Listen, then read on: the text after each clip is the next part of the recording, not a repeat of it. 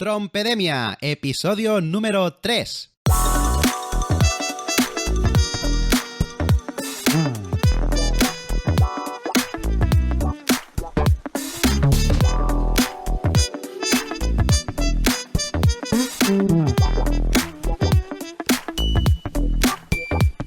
Hola, ¿qué tal? Muy buenas a todo el mundo y bienvenidos a un nuevo episodio de Trompedemia, el podcast semanal en el que trataremos de todo lo relacionado con el mundo de la trompeta.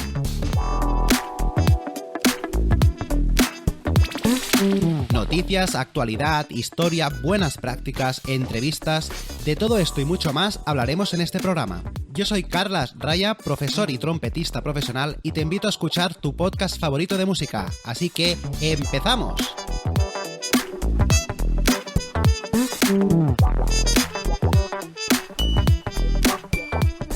Hoy episodio número 3 del viernes 10 de junio de 2022, programa en el que continuaremos con la serie monográfica sobre la evolución de la trompeta a lo largo de la historia. Una vez terminado este monográfico, tendréis disponible un libro digital con toda la información y los audios de los podcasts que siguen a esta serie.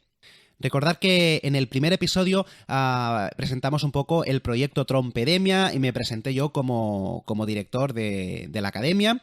En el segundo episodio ya entramos directamente a explicar las categorizaciones de los instrumentos de viento, concretamente viento metal, viento madera, un poco qué había antes de lo que se considera como el inicio de la trompeta como tal.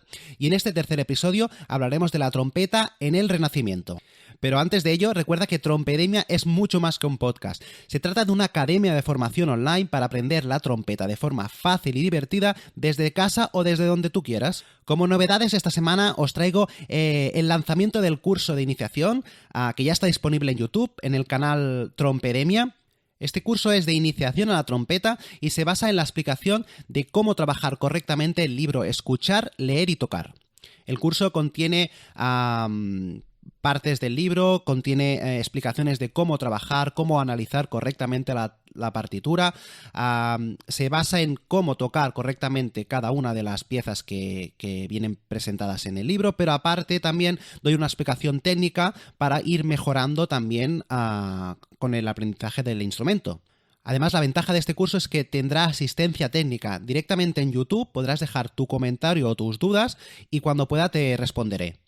También esta semana he lanzado el canal de Telegram, en el cual podrás tú ver todo el contenido que voy publicando de Trompedemia, tanto podcast como episodios de las clases o incluso algún artículo que vaya colgando en la web trompedemia.com. Y todos estos posts los podrás comentar en el mismo canal de Telegram. Y también he renovado por fin la página web, ya la tengo un poco más completa. En ella también te puedes descargar la guía del buen trompetista, que son una serie de pasos, 6 vídeos concretamente, que son completamente gratuitos y los podrás descargar desde la web trompedemia.com. Y en ellos te explico exactamente cómo colocar correctamente los labios, cómo coger correctamente aire, cómo soplar, es decir, la base para poder producir un sonido claro y limpio con la trompeta sin esfuerzo. Bien, una vez presentadas las novedades de esta semana en Trompedemia, vamos a entrar ya en el tema principal del podcast y en este caso, como te comento, se trata del capítulo número 3 y en el que te presento la historia de la trompeta en el Renacimiento, concretamente en la época que trata sobre 1430 y 1600. Recordad que el episodio anterior trataba los inicios de la trompeta, incluso de antes de que se considerara como trompeta, partiendo de las conchas de caracol, cómo se utilizaban, cómo se producía la vibración, incluso también vimos un poco a las distintas civilizaciones qué uso le daban a instrumentos que podríamos considerar como antepasados de la trompeta. En este caso ya nos basamos directamente en el Renacimiento. ¿Qué pasó en esta época y qué evolución tomó el instrumento para considerarse como un salto cualitativo en cuanto a la categorización y en cuanto a la construcción de este instrumento? Como te he comentado anteriormente, los primeros podcasts de Trompedemia los centraré en hacer distintos capítulos de la evolución de la trompeta dentro de determinados contextos históricos. En este caso, como te he dicho, lo centraremos en el Renacimiento. Y dentro de este periodo del Renacimiento os explicaré un poco el contexto social que se vivía en esta época, el contexto musical que se estaba tratando en esta época concretamente también, los compositores representativos que tenemos en el Renacimiento y qué evolución tomó el instrumento. Así pues, sin más dilación, vamos a entrar en el contexto social del Renacimiento, que, como os digo, lo categorizo en torno a 1430 y 1600. Como muchos sabréis, el Renacimiento se inicia en Italia a finales del siglo XIV. Es un movimiento artístico principalmente italiano, del cual surgen grandes artistas como Michelangelo, Leonardo da Vinci, Rafael, Tiziano y Tintoretto, entre muchos otros. Más tarde se acaba extendiendo por toda Europa. Literalmente, Renacimiento quiere decir volver a nacer. Y la principal característica de este periodo de la historia es el interés por la cultura, especialmente por el legado de la antigua cultura griega y romana. Es también la época de los grandes viajes, como el descubrimiento de América, con el objetivo precisamente de descubrir nuevos mundos. Este afán descubridor existe también en otros campos de la ciencia y la astronomía. Jensen en esta época, por ejemplo, inventa el microscopio y Copérnico elabora las teorías sobre el movimiento de la Tierra. El hombre lo investiga todo, incluso los misterios de las emociones humanas, y empieza a plantearse cuál es su papel en el mundo que lo rodea. En contraposición, por ejemplo, a la Edad Media, donde todo giraba en torno a Dios, en el Renacimiento es el hombre el que pasa a ocupar el centro del universo. Es por esta razón que, tanto filosófica como literariamente, se conoce a esta época como el humanismo. Todas las manifestaciones artísticas que el hombre es capaz de llevar a cabo y la recuperación de la cultura grecolatina son la manera de reforzar todavía más la capacidad humana. La nobleza en este caso es sustituida por la burguesía, que prefiere las riquezas, el placer, los valores humanos y la belleza antes que las guerras, reflejo, como citaba antes, de la antigua Grecia. Por lo tanto, nos encontramos en un contexto de cambio social muy importante. La nobleza, que venían de reyes y incluso de la parte de la iglesia, de la religión, empieza a estar un poco a dejar terreno a la burguesía, que son los nuevos ricos, digamos. Entonces esto veremos que más adelante también se refleja en el arte, ya que los mecenas ya no son gente que están relacionadas con la religión y con el poder, sino que son gente que tiene intereses artísticos distintos a los nuevos ricos y que subvencionan a artistas para que empiecen a hacer obras de distinto calibre, ya no solo religiosas, sino ya profanas. Como digo, esto lo trataremos más adelante en el contexto musical, pero vamos a continuar con el contexto social, y es que en esta época de esplendor cultural los artistas viven una época totalmente dorada. Las cruzadas y los viajes por Europa aumentan considerablemente y hay intercambios constantes entre artistas e intelectuales de todos los países que contribuyen a la formación de un espíritu europeo, filosófico, literario, científico y, como no, también musical mucho más abierto. En este caso, como digo, estos viajes y esta inquietud por descubrir nuevas visiones y nuevas formas de hacer hace que poco a poco los estilos que nacen en determinados puntos del territorio geográfico se vayan entremezclando. Los viajes que, como digo, de España hacen la gente a Italia, donde es la cuna del Renacimiento, pues cuando vuelven a España esta gente, o a Francia o a Inglaterra, traen estas nuevas visiones y esta forma nueva de hacer, con lo cual todo esto poco a poco se va popularizando y se va expandiendo mucho más rápido. Sería algo así como pensar actualmente en la globalización, en el invento de Internet que supuso poder compartir toda la información en el resto del mundo. Pues algo parecido así pasó en la época del Renacimiento con la creación de viajes y de cruzadas y con el interés de intercambio de información y de visiones, nuevas formas de hacer. En esta época el arte mejor considerado por los renacentistas es la poesía, ya que representaba una mirada al pasado de la antigua Grecia y la antigua Roma. Por este motivo es comprensible que la música vocal sea la música renacentista por antonomasia, tanto en su vertiente religiosa como profana. Este sería un poco el contexto social que se vivía en el Renacimiento y sobre todo el contexto social artístico. ¿de acuerdo? Que es el que principalmente nos interesa en este podcast, ¿de acuerdo? El siguiente punto a tratar sería el contexto musical. ¿Qué tipo de música se componía en esta época? Aquí lo podemos dividir en dos partes. Uno que sería el tratamiento rítmico y melódico, y otro sería la armonía y la textura que se utilizaba. En cuanto al ritmo y la melodía, rítmicamente ya se usaba la indicación del compás al inicio de una partitura, a pesar de que todavía no se usaban las líneas divisores. Se sigue un tipo de pulsación llamada tactus. Podríamos decir que el tactus es el pulso, ¿vale? Es el llevar la pulsación. Sin embargo, como digo, no existía unas divisiones de compás, no había una métrica en este caso. Además, la música se basaba en los modos antiguos. Voy a hacer un pequeño paréntesis, ¿vale? Para explicar un poco los modos, ¿vale? En aquella época se utilizaban principalmente 7 modos, que son los conocidos 7 modos griegos. Y estos eran el jónico, el dórico, el frigio, el lidio, mixolidio, eólico y locrio. En total eran 7. Digamos que para identificarlos, si hacemos una analogía a la actual tonalidad, ¿vale? El jónico era como la escala de do mayor, ¿vale? Do, re, mi, fa, sol, la, si, do.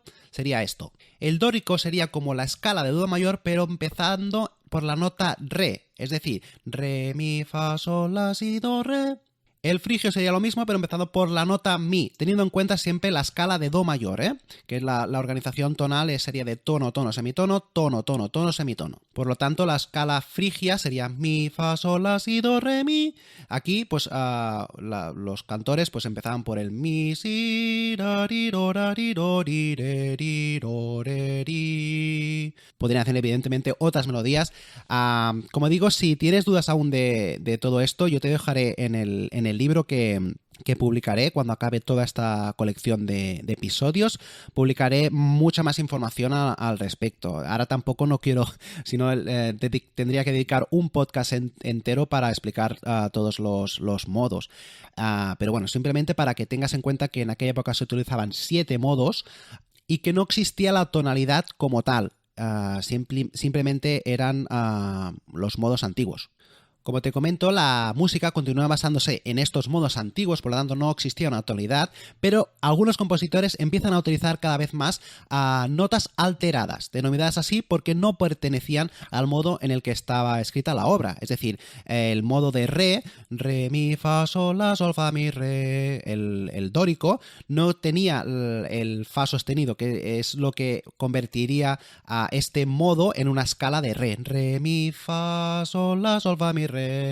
Como comprenderéis, en la historia de la música y en general en la historia de la humanidad y de todo lo que tiene una historia propiamente dicha, no hay un punto en el que digas a partir de mañana ya existe la tonalidad. Es todo un proceso que en este caso, como te comento, distintos compositores empiezan a alterar notas y que poco a poco irá formando un poco lo que sería la tonalidad. Como no hay ningún tratado ni ninguna convención que hasta en ese momento, dijera que estos son modos y estos son tonalidades y escalas, pues muchos compositores iban haciendo sus experimentos, sus anotaciones y sus aportaciones, pero sin que se considerara que la tonalidad estuviera implantada propiamente dicha. Como digo, para los que tengan curiosidad de cómo se inició la historia de la notación, de la música y todo, es súper interesante.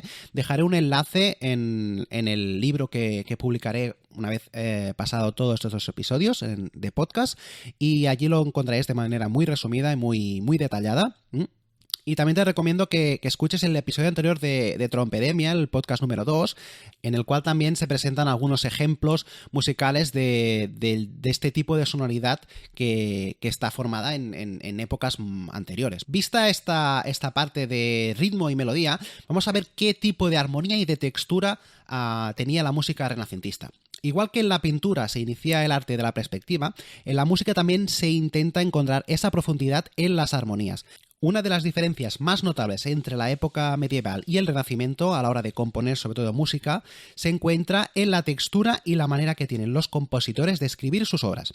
Mientras que en la Edad Media los compositores tendían a la monodía, ya que la melodía fuese interpretada por una sola voz o instrumento, o por varias voces al unísono, en el Renacimiento los compositores prefieren que las voces formen un conjunto único, y por lo tanto, cada una sigue una melodía y texto parecido pero no idéntico, como en el anterior periodo.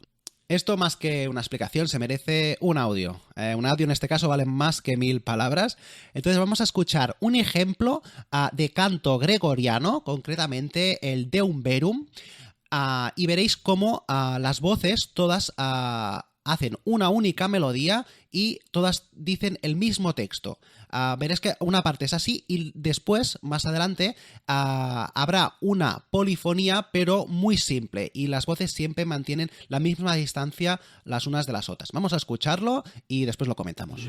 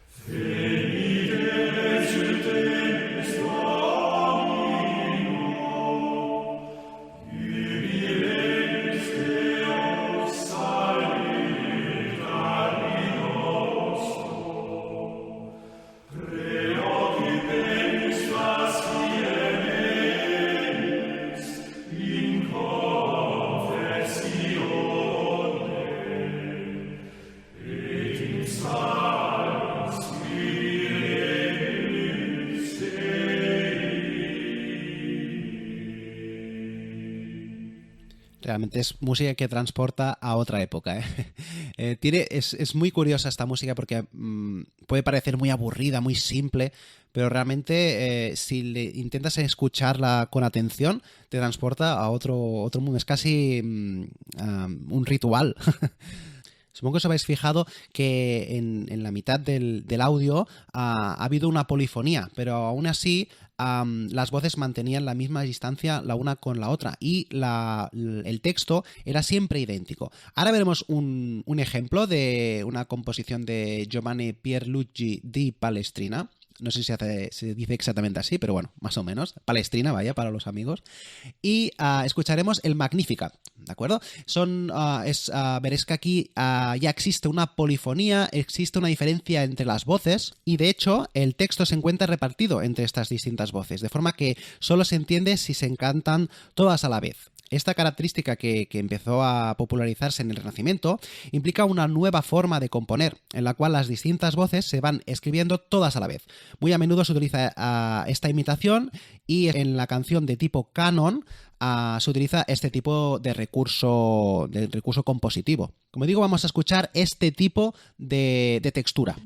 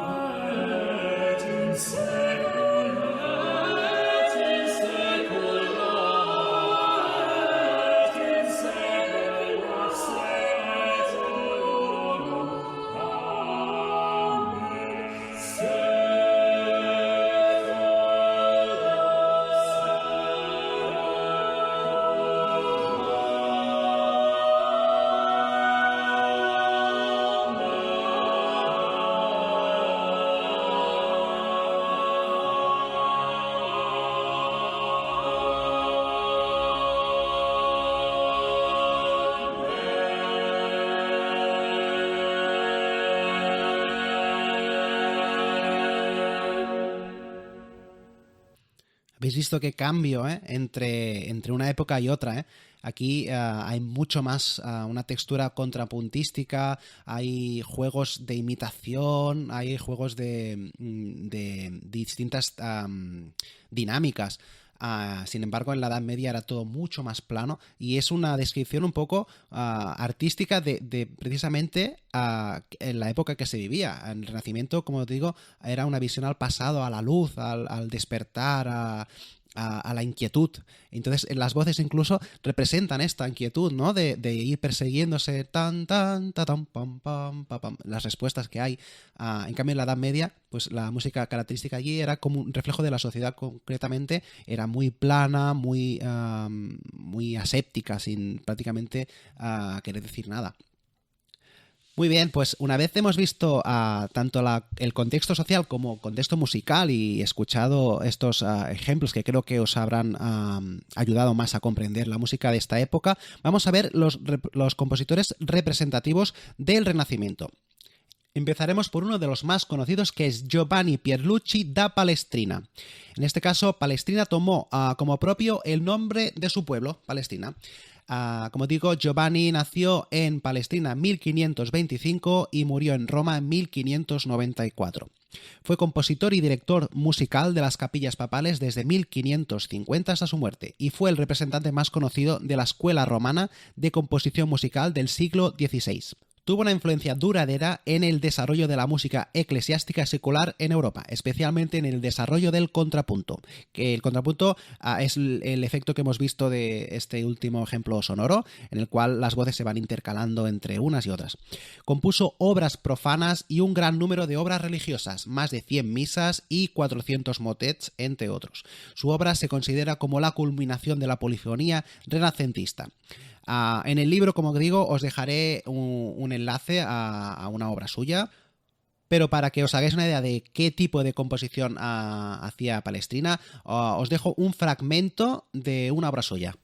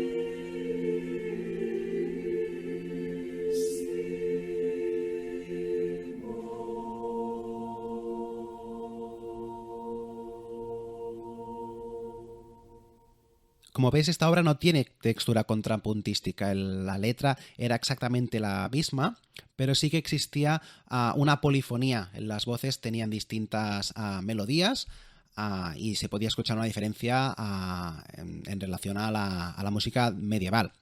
Pasamos ahora a otro compositor, en este caso un compositor español, Tomás Luis de Victoria, que nació en Ávila en 1540 y murió en Madrid en 1611. Fue sacerdote católico y uno de los más célebres compositores polifonistas del Renacimiento español. Becado por el rey Felipe II, viajó a Roma, donde conoció a Palestrina, el anterior compositor. Posteriormente regresa a Madrid, donde será capilla, es decir, director del convento de las Descalzas Reales, hasta su muerte. Su obra es exclusivamente religiosa. En sus composiciones la música va muy ligada al sentimiento del texto.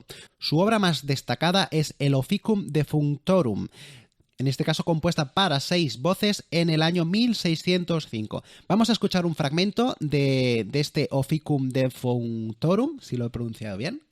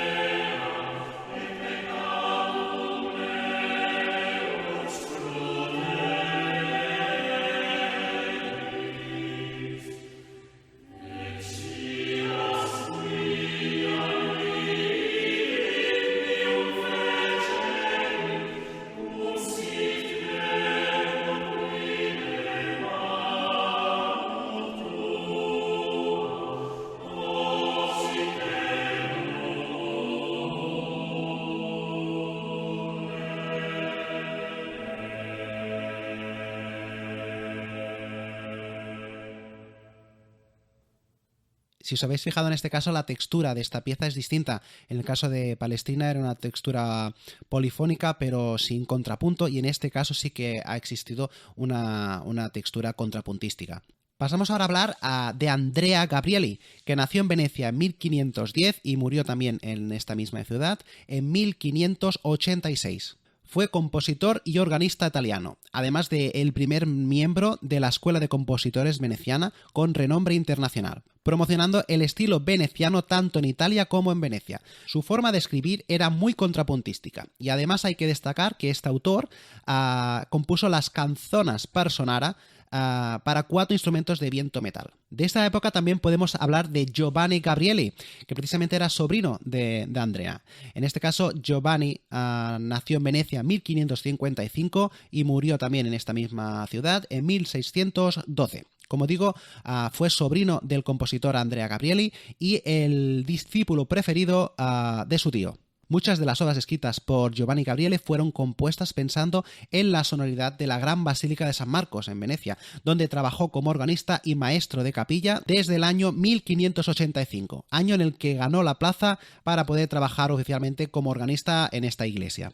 El extraordinario refinamiento de la corte de los duques de Venecia, donde sirvió durante unos cuantos años, le dio muchas oportunidades de componer obras de gran envergadura, debido a que en 1586 se añadió a la basílica una tercera plataforma con un tercer órgano. Aquí hago un paréntesis y explico un poco que a pesar de que estos podcasts son monográficos en cuanto a la evolución del instrumento, habrá episodios como en el de hoy, en el cual hablo de la historia y explico un poco la evolución del instrumento, y otros en el cual analizaré una obra característica del periodo, en este caso renacentista, o más adelante del periodo barroco, del clásico y todos los que vaya analizando poco a poco.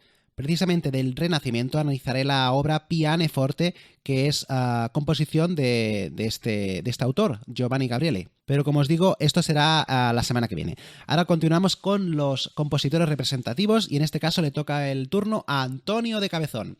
También compositor español, nacido en Castrillo Matajudíos en 1510 y fallecido en Madrid en 1566. Nacido en un pueblo cerca de Burgos y ciego de nacimiento, fue organista y clavecinista de cámara de Carlos V y Felipe II, a quien acompañó por Flandes e Inglaterra. En este último país estableció contacto con los virginalistas ingleses y hay quien lo considera el Bach español por su dominio del contrapunto. También fue admirado por su maestría en el arte de la diferencia y la glosa. Y terminamos esta parte de compositores representativos del Renacimiento con Claudio Giovanni Antonio Monteverdi, quizá uno de los más conocidos, nacido en Cremona en 1567 y fallecido en Venecia en 1643.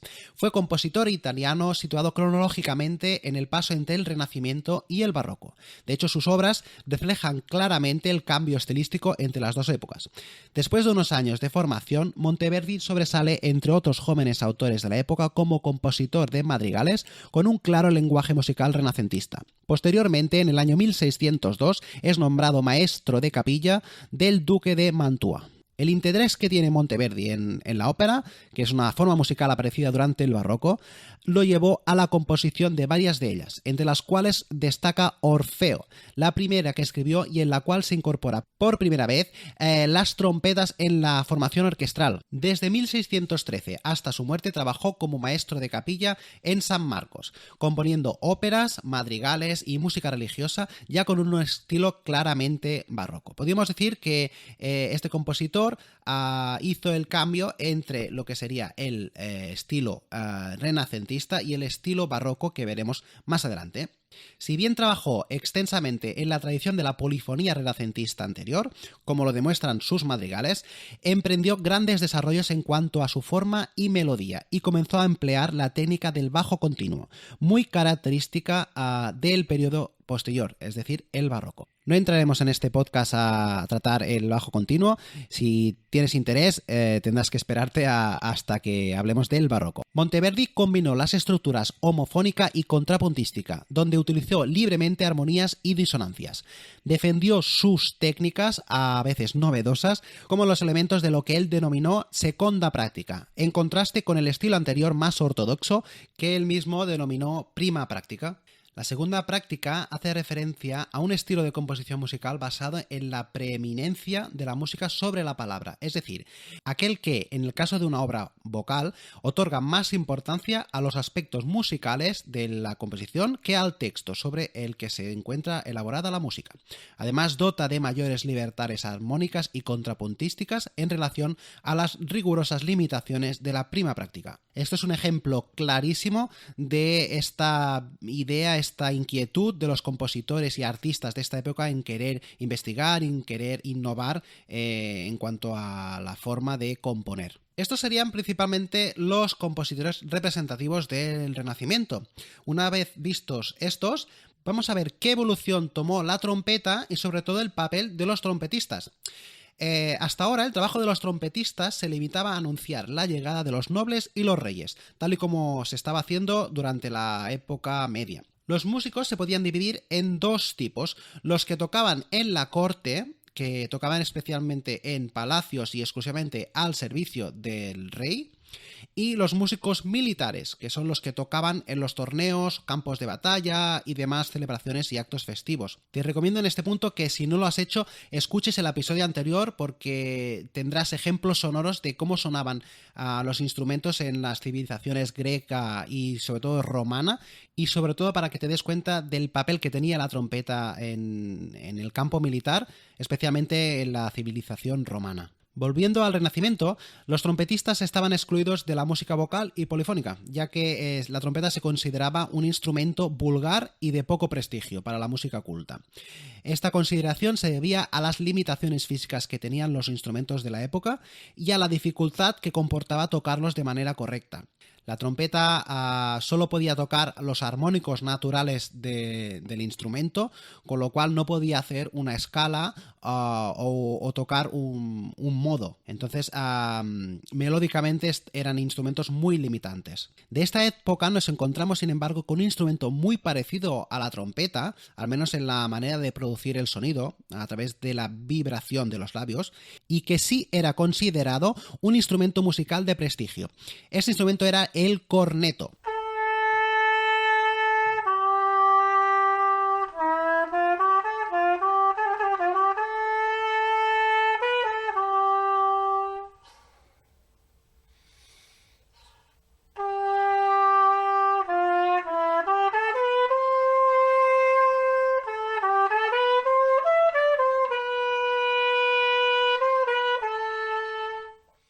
Como digo, debido a este trato privilegiado, mucha música de esta época, del Renacimiento, se compone para este instrumento.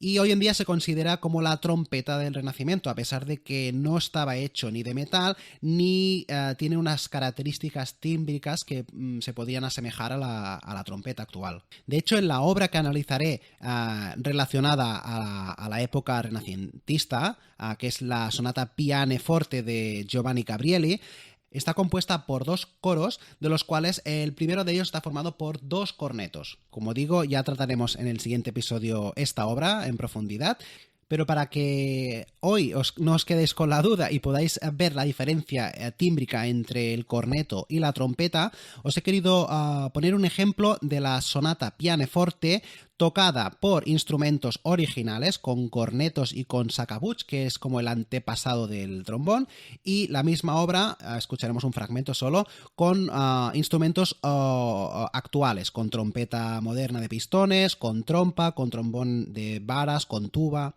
Vamos a escuchar estas diferencias. Primero escucharemos la versión original tocada con cornetos e instrumentos históricos de la sonata Pianoforte de Giovanni Gabrieli.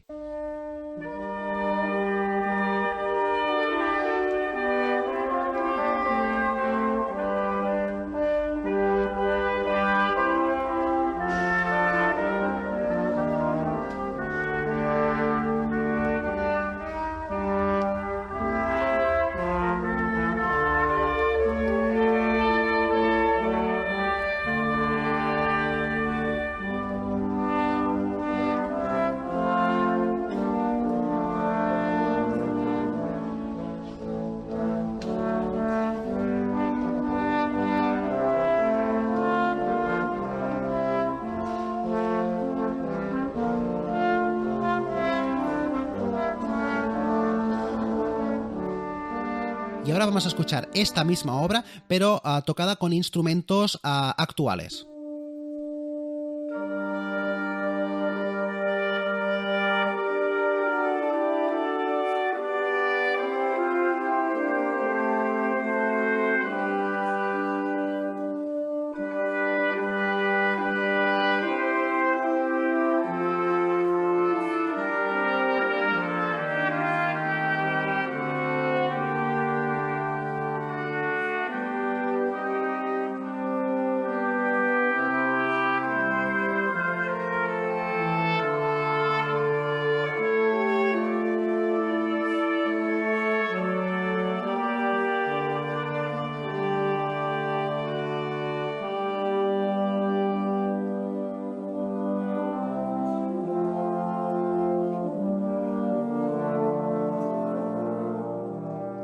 Como veis, incluso la forma de interpretarla es distinta, ¿de acuerdo?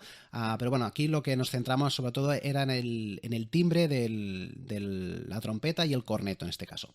El corneto es un instrumento de madera que surgió y se desarrolló durante el Renacimiento, teniendo su momento de máximo esplendor en Italia, desde finales del siglo XVI hasta principios del siglo XVII. Era usado para interpretar distintos estilos musicales como música de danza, religiosa, de cámara, entre muchos otros.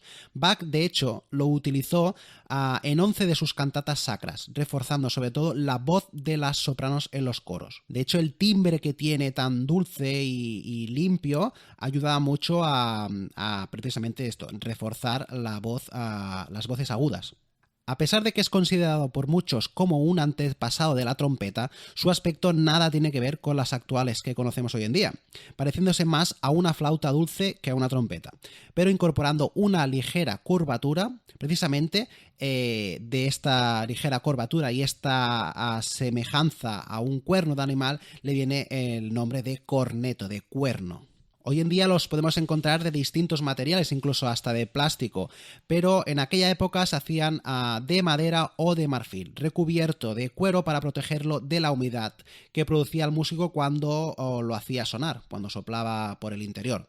Y con una boquilla que podía separarse del cuerpo del instrumento y que cada cornetista personalizaba a su gusto. Como os comento, su sonido es parecido al de la trompeta, pero ligeramente más dulce y con menos volumen sonoro. Algo muy lógico debido a que las características tímbricas del material del que estaba hecho pues eran mucho menores que las del metal.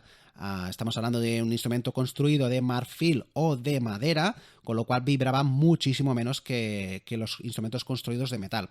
Estas características tímbricas dotaban al corneto de una capacidad de adaptarse sin problemas a la hora de tocar con otros instrumentos de viento madera y de viento metal. El corneto, de hecho, tiene un timbre que lo hace ideal para doblar la voz humana y especialmente, como hemos dicho, el registro de las sopranos. Durante el Renacimiento fue muy utilizado con ese fin precisamente. De hecho, Mersenne, en su libro Harmonie universelle, publicado en París en 1636, perdonad mi francés, pero no domino nada esta lengua, describe el sonido del corneto como la brillantez de un rayo de sol que aparece a través de las sombras cuando se escucha, mezclado con las voces humanas a iglesias, catedrales o capillas. Como ves, una descripción muy poética y más si viene aún de un francés renacentista. El corneto se utilizaba durante el periodo renacentista en varios ámbitos, para la danza, iglesia o la corte real. En España, de hecho, hay textos literarios, documentos administrativos, pinturas y partituras que muestran la gran importancia de este instrumento dentro de las capillas musicales valencianas. Igual que pasa en otros instrumentos, dentro de la categorización de corneto existen distintos tipos. El que tiene un registro más agudo de ellos se llama cornetino y es el instrumento, como digo, más agudo de la familia de los cornetos y era muy utilizado también en el norte de Europa. La forma de este instrumento tanto puede ser recta como ligeramente curva. De hecho, la curvatura del instrumento era para facilitar un poco la interpretación del músico con este instrumento. Sin embargo, como el cornetino era tan pequeño, se podría realizar de forma recta. Al ser, como digo, tan pequeño, su registro no era tan amplio como el de los otros cornetos, pero se usaban en conjunto para dotar a las agrupaciones de cornetos de timbres ligeramente distintos. Vamos a escuchar ahora cómo sonaba este peculiar instrumento.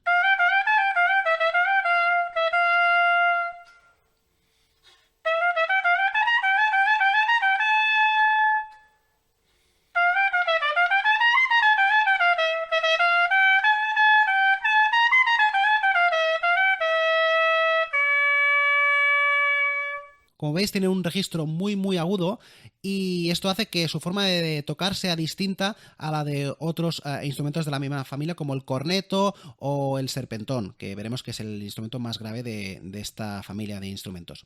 Pasamos ahora a explicar el corneto, que es quizá el más conocido de esta familia. Está construido de madera y marfil y tiene una longitud aproximada de unos 60 centímetros.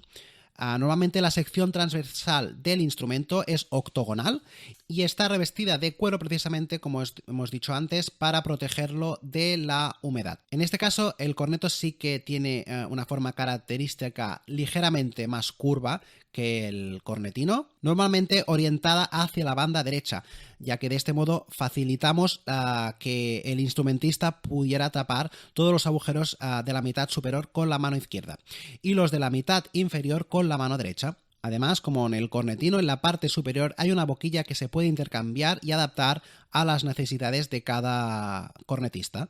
Entonces, como ya he comentado anteriormente, el corneto, a pesar de ser un instrumento de madera o de marfil, se clasifica dentro de la familia de viento-metal. ¿Esto por qué es así? Nos tendríamos que remontar al sistema de clasificación que hizo Hornobest Sachs en 1914. Este sistema de clasificación de instrumentos fue realizado por Erich Moritz von Hornbostel y Kurt Sachs. Disculpad, pero tampoco sé alemán, entonces no puedo pronunciarlo correctamente. Y clasificaba los instrumentos según su tipología, si eran instrumentos de viento-madera, viento-metal. En este caso, el corneto entraría dentro de la tipología de instrumentos de viento-metal, como la trompeta, el trombón, la trompa, a pesar de ser construido de madera. Y esto era debido a que principalmente la forma en la cual se producía el sonido era por medio de la vibración de los labios, igual que se producía en todos los restantes instrumentos de viento-metal. Con lo cual, este es el principal motivo por el cual consideramos al corneto como un antepasado, quizá el primer antepasado claro de la trompeta, principalmente porque se producía el sonido a través de la vibración de los labios. Siguiendo con la familia de los cornetos, nos encontramos al corneto tenor o Lizar. Este corneto tiene una forma de S y algunos incorporan un séptimo agujero que se tapaba y abría por medio de un mecanismo de llaves, como el de los actuales clarinetes, entre otros instrumentos que tienen también llaves para poder tapar agujeros en los cuales el instrumentista no podía llegar con la mano. Al ser un instrumento más grande que los dos anteriores, que el cornetino y que el corneto, poseía de un rango sonoro aproximado de 2 octavas y media. Además, el corneto tenor fue utilizado por compositores como Giovanni Gabrieli, Heinrich Schütz o Orlando Di Lasso, como voz de alto o tenor en conjunto de trompetas y trombones. Y pasamos a hablar ahora del corneto bajo o serpentón. Se trata del instrumento más grave de la familia de los cornetos. Inicialmente se fabricaba a partir de 2 piezas de madera de nogal que se unían y se recubrían con cuero negro para, como en el caso de los cornetos, darle de mayor solidez y evitar que se humedeciera en exceso. Su invención se atribuye a un clérigo francés llamado Edmé Guillaume en 1590. Durante más de 200 años se utilizó en ceremonias religiosas y militares. Bandas musicales del ejército napoleónico, por ejemplo, lo usaban y disponían de 2 de estos instrumentos. A pesar de que en el siglo XVII cayó en desuso, en el XIX se añadieron 3 llaves para dotarle de un mayor registro y poderlo recuperar. Es entonces cuando compositores como Mendelssohn, Rossini o Verdi lo incluyeron en sus obras. Vamos a escuchar ahora cómo sonaba este peculiar instrumento. A mí realmente la sonoridad me encanta de este instrumento. Vamos a escucharlo.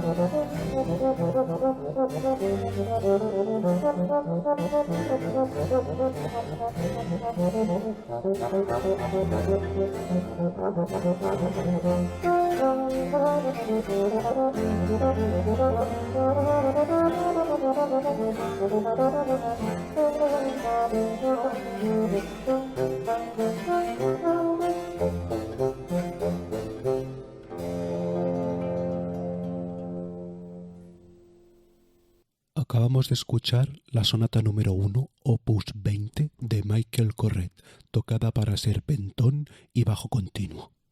Disculpa la broma, pero es que lo tenía que hacer, ¿eh? Después de estar bastantes años escuchando música clásica en radio, antes de que existiera Spotify y YouTube, siempre, me daba un bajón después de que escuchaba una sinfonía de Mahler o de Bruckner o esto mismo, música barroca, que tiene una energía brutal. Después el locutor lo presentaba de una forma que dices, me pegó un tiro. O sea, ¿cómo puede ser una música con una energía tan bestia y que la presentes, la contextualices con un bajón tan grande? Bueno, es una crítica personal y también he hecho esta bromita. Bueno, no os preocupéis, que espero yo no tener nunca este tono de voz tan sobrio, ¿eh? Si alguna vez lo tengo, por favor, enviadme un correo o dejarlo en las notas del programa, porque no puede ser. La música es algo viva, es algo enérgico y se tiene que explicar como tal. Y a veces no salen las palabras de la energía que te dan, no puedes expresarlo.